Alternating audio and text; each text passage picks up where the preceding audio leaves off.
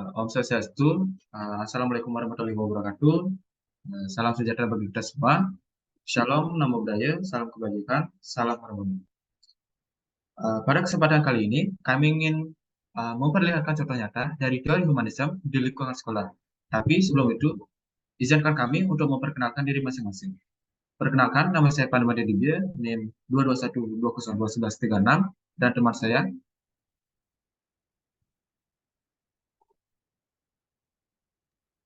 Baik, perkenalkan, nama saya Persidi Mayasa dengan NIM 221202132. Sebelum kita masuk ke penjelasannya, kita harus tahu apa itu teori humanisme. Teori humanisme adalah teori yang mengacu pada pendekatan yang lebih menekankan kepada kebutuhan dan potensi yang ada pada diri siswa dalam belajar. Teori humanisme berfokus kepada pengembangan pribadi dan pemudahan diri siswa. Di sini, peran guru hanya berperan sebagai fasilitator dan pembimbing, agar peserta didik tidak hanya sekedar duduk manis mendengarkan materi yang disampaikan oleh gurunya. Akan tetapi, peserta didik juga diharapkan mampu bekerja secara individual dengan cara berkelompok agar peserta didik mampu mengeksplorasi bidang-bidang pelajaran, mengusulkan topik-topik pelajaran, sehingga dapat membantu mewujudkan bakat dan minat-minat yang dimiliki. Untuk materi selanjutnya akan dijelaskan oleh teman saya. Oke, Mayasa, waktu dan tempat saya persilakan. Baik, terima kasih kepada moderator telah memberikan waktu kepada saya. Baik, di sini saya akan menjelaskan tujuan utama dari teori humanisme, yaitu adalah memperkuat dan mengembangkan potensi manusia serta mempromosikan nilai-nilai kemanusiaan. Nah, adapun tujuan utama dari teori humanisme yang pertama yaitu ada peningkatan kepribadian, di mana teori humanisme bertujuan untuk mengembangkan potensi manusia secara menyeluruh. Yang kedua yaitu ada penghargaan terhadap nilai kemanusiaan, di mana teori humanisme menekankan pentingnya menghargai martabat dan nilai-nilai kemanusiaan setiap individu. Yang ketiga yaitu ada peningkatan kualitas hidup, yang di mana teori humanisme bertujuan untuk meningkatkan kualitas hidup manusia, baik secara pribadi maupun sosial. Nah, baik di sini selanjutnya saya akan memberikan contoh nyata dari teori humanisme. Yang pertama yaitu guru memberikan manfaat pada siswa. Baik, sebelum saya menjelaskan, untuk operator play video terus.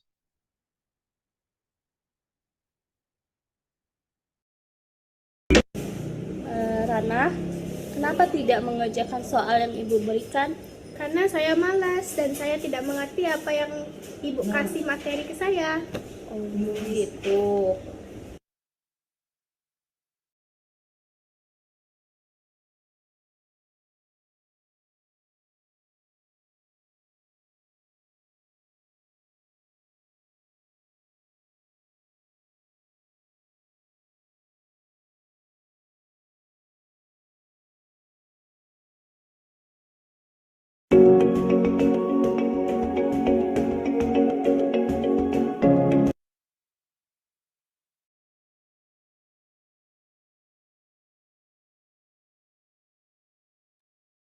Nah, baik, setelah video pertama diputar, di sini saya akan menjelaskan. Nah, di video tersebut, di mana seorang guru memberikan semangat kepada siswa. Nah, ini merupakan salah satu aspek penting dari pendekatan teori humanisme dalam pembelajaran. Teori humanisme menekankan pentingnya menghargai dan memperhatikan aspek psikologis dan emosional siswa sebagai bagian integral dari proses belajar mengajar. Nah, adapun contoh pemberian semangat ke siswa bisa berupa yang pertama yaitu ada pujian dan pengakuan, di mana memberikan pujian dan pengakuan atas usaha, prestasi, dan kemajuan siswa adalah salah satu cara yang efektif untuk memberikan semangat. Pujian yang spesifik dan otentik seperti mengapresiasi ide kreatif, usaha gigih, atau pemecahan masalah yang baik dari siswa dapat membangkitkan semangat siswa. Yang kedua yaitu ada memberikan kesempatan untuk partisipasi aktif, di mana di sini siswa dilibatkan dalam proses pembelajaran dengan memberikan mereka kesempatan untuk berpartisipasi aktif, seperti contoh mendorong mereka untuk berbagi ide ide, pendapat, dan pengalaman mereka. Memberikan ruang bagi siswa untuk mengekspresikan diri akan meningkatkan semangat dan rasa memiliki mereka terhadap proses pembelajaran tersebut. Sehingga siswa merasa mendapat pengakuan di dalam lingkungannya tersebut. Yang ketiga yaitu ada umpan balik positif, di mana memberikan umpan balik yang konstruktif dan positif kepada siswa dapat memberikan semangat. Memberikan umpan balik yang jelas, spesifik tentang apa yang mereka lakukan dengan baik dan cara mereka melakukan sesuatu, sehingga siswa merasa dihargai saat mereka berjuang. Baik, itu penjelasan dari saya tentang pemberian semangat kepada siswa. Lalu saya lanjutkan ke video yang kedua. Itu pemenang Olimpiade Sains Nasional tingkat Kabupaten Maluku.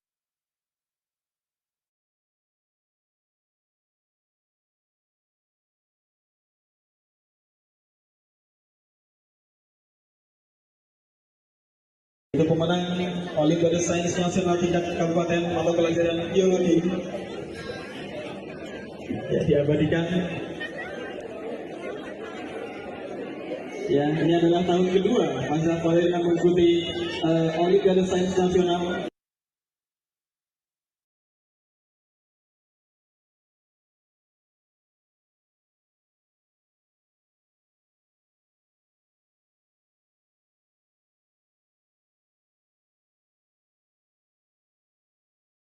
Baik, di video kedua tersebut tentang guru memberikan reward kepada siswa.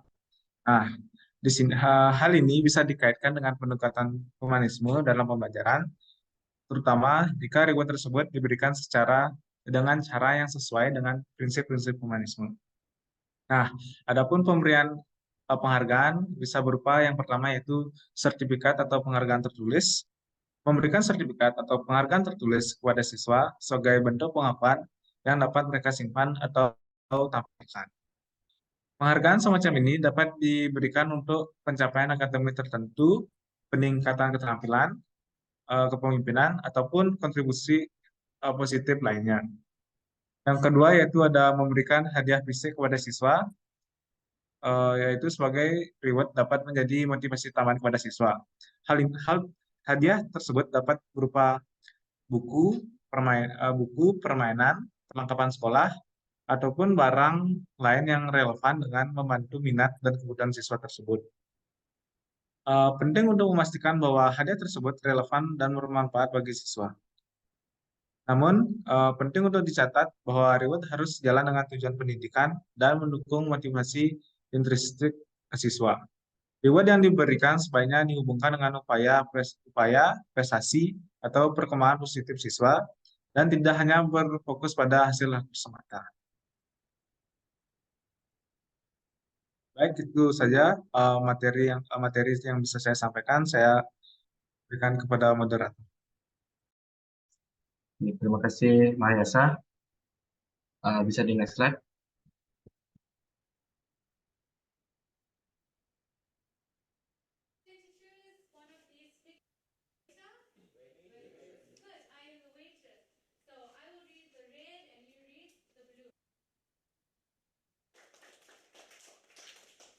Your activity for today, you are going to write up your own dialogue. I'm going to give each group a menu. So each group is going to be one restaurant. Okay? And then we're going to use the menu to fill in the information on the dialogue. Okay? Oke, pada video tersebut, guru memberikan tugas yang harus dikerjakan secara berkelompok. Nah, ini juga termasuk ke dalam teori humanisme, di mana teori humanisme lebih menekankan akan pentingnya memahami kebutuhan dan minat unik setiap siswa. Dalam lingkungan sekolah, pendekatan ini dapat diimplementasikan dengan memberikan kontrol siswa atas proses belajar mereka. Dalam video ini, guru hanya sebagai fasilitator pembelajaran yang mendukung dan membantu siswa dalam proses pembelajaran mereka di sini. Guru menyediakan arahan, memberikan umpan balik, dan mendorong siswa untuk mengambil tanggung jawab atas pembelajaran mereka sendiri. Dengan Dengan melibatkan siswa ke dalam kerja kelompok atau tim ini akan membuat mereka saling berbagi pengetahuan, ide, dan pendapat, serta belajar melalui dialog dan interaksi dengan sesama siswa. Oke, bisa di next video selanjutnya. And your answer should start with I like and whatever the picture has. Okay? Are you ready? Yes. Okay, so that is team A, B, C, D, E. Team A, choose your first picture. Potato. Ooh, surprise question. What did you eat on Saturday?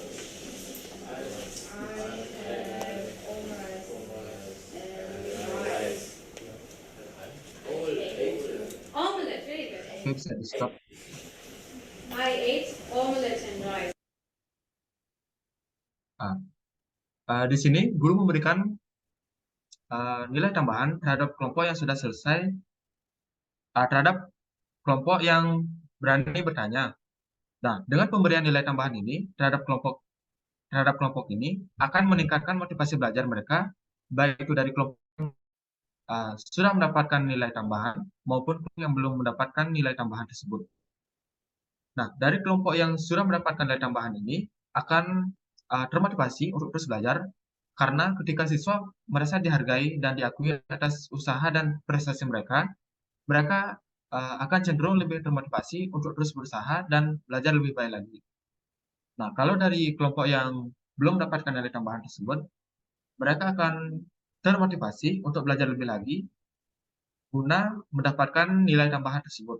Itu karena mereka juga ingin diakui dan diberi apresiasi oleh guru, di mana apresiasi di sini itu berupa nilai tambahan yang diberikan oleh guru.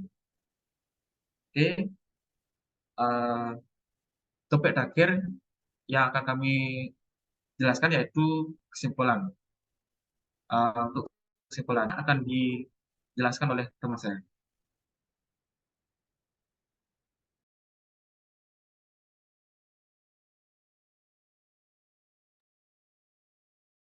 Baik, di sini saya akan menjelaskan tentang kesimpulan. Kesimpulannya yaitu, teori humanistik adalah teori yang tujuannya untuk memanusiakan seorang dalam proses pembelajaran. Oleh karena itu, teori belajar lebih abstrak dan lebih dekat dengan penelitian filsafat, teori kepribadian, dan psikoterapi. Teori humanistik merupakan teori eklektik, yaitu teori yang dapat digunakan oleh teori apapun selama tujuan pembelajarannya tercapai. Dalam prakteknya, teori humanistik bertujuan untuk mengembangkan kemampuan berpikir induktif siswa, menekankan pada pengalaman, dan menuntut partisipasi aktif siswa dalam proses pembelajaran. Salah satu bentuk pendidikan humanistik adalah pendidikan terbuka, suatu proses pendidikan yang menawarkan kesempatan kepada siswa untuk bergerak bebas dan memilih sendiri pembelajarannya. Guru hanya berperan sebagai pembimbing dan pengajar di teori humanistik ini. Sekian kesimpulan dari saya kembalikan kepada moderator. Oke, sekian presentasi dari kelompok kami. Apabila ada kesalahan kata, mohon maaf.